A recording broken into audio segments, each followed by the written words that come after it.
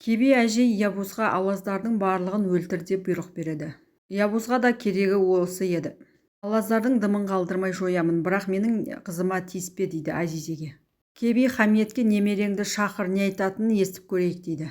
Азизе Первинге Кебимен кездесу үшін менімен бірге жүріңіз деп оны шақырып жатыр. Онымен адамша сөйлесіп көрейік, мына жауыздықты тоқтатайық дейді. Ол сені өлтіреді деп қорқады, бірақ Азизеге көмектесуге келіседі. Азизе Месутке бізді Кебидің үйіне апарып таста, бірақ Девранға еш нәрсе айтпа деп бұйрық береді. Месут бармаңдар дегенді Азизе мен Первин тыңдамайды. Азизе Месуттың телефонын да алып қояды. Кеби қазір Ябуздың үйінде еді. Екеуі келеді. Барлық жерде толған күзет екен.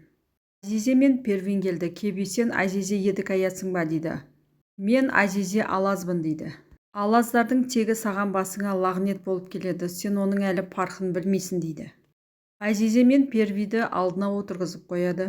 Өлімнен қорықпай жүрек жұтқан қандай адам екенсің, сол жүректің бар ма жоғын қазір тексереміз дейді Азизеге. Девран саған ғашық болып үйленді, солай маған қарсы шықты дейді. Девран да жүрек жұтқан бала екен, саған үйленді, бірақ саған да оған да енді бобал болатын болды дейді. Азизе, мен сізбен сөйлесуге келдім, мені тыңдаңыз дейді. Осы уақытқа дейін көп қан төгілді, бізге қымбат жандардың өмірінен айырдыңыз. Біз көп туысқанымыздан айрылдық, тағы сізге не керек дейді Азизе. Кеби келісім бұзылды, әлі де көп қан төгіледі дейді. Первин сөзге араласады. Кебиге, сіз біздің анамызсың, үлкенімізсің, біз сіздің тәтті кофеңізді ішуге, аққан қандарды тоқтатуға, жақсы сылап сөйлесуге келдік деп, ол кофе тұрған жаққа барады. Первин стол үстіне кофелерді әкеледі. Сіздің айтқаныңыз заң, сіз біздің үлкенімізсің деп кофені Кебиге береді. Кеби Первинге сен үндеме деп оның аузын жауып тастайды. Ешқандай да келісім болмайды деп Азизеге қарайды. Бірінші сенің күйеуің Девран өледі, одан кейін сені өлтіремін, одан кейін бауырларыңның барлығын өлтіремін дейді.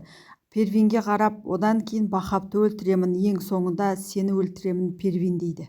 Азизе не істерін білмей орнынан тұрады. Қане сендерге ас болсын деп қолындағы кофесін ішеді. Бұдан кейін сендер бұл үйден тірі шықпайсыңдар дейді. Азизе, менің бауырларыма тисе алмайсың, оларға тисетін болсаң мен сені өз қолыммен өлтіремін дейді. Өлеріңде көретін соңғы жүз ол менің жүзім болады дейді. Мен сені ержүрек қыз деп ойласам, сенде ол жүректі жоқ екен дейді. Менің жаныма келіп, мені қорқытатын сен кімсің? Мені ешкім қорқыта алмайды, өйткені сен өлісің дейді. Сенің қолыңнан түк келмейді, барлық отбасыңды өлтіріп тастағанмын, сені де өлтіремін дейді. Хамиет пен Первин Азизені өлтірмеші деп жалынып жатады. Кеби шүріппені басып Азизені өлтірмекші болады, бірақ бір кезде ол жөтеле бастайды.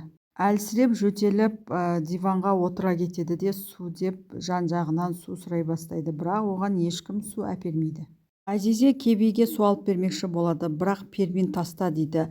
Таста да біз кегіміздің қалай алып жатқанымызды тамашала дейді. Первин Кебидің бәрібір өздерін өлтіретін білген екен. Ол бағана кофе алып беріп жатқан кезде сақинасының ішіндегі уды Кебидің кофесіне араластырып жіберген екен. Кемпірді әдейі сөзбен алдап сол кофені ішкізген екен.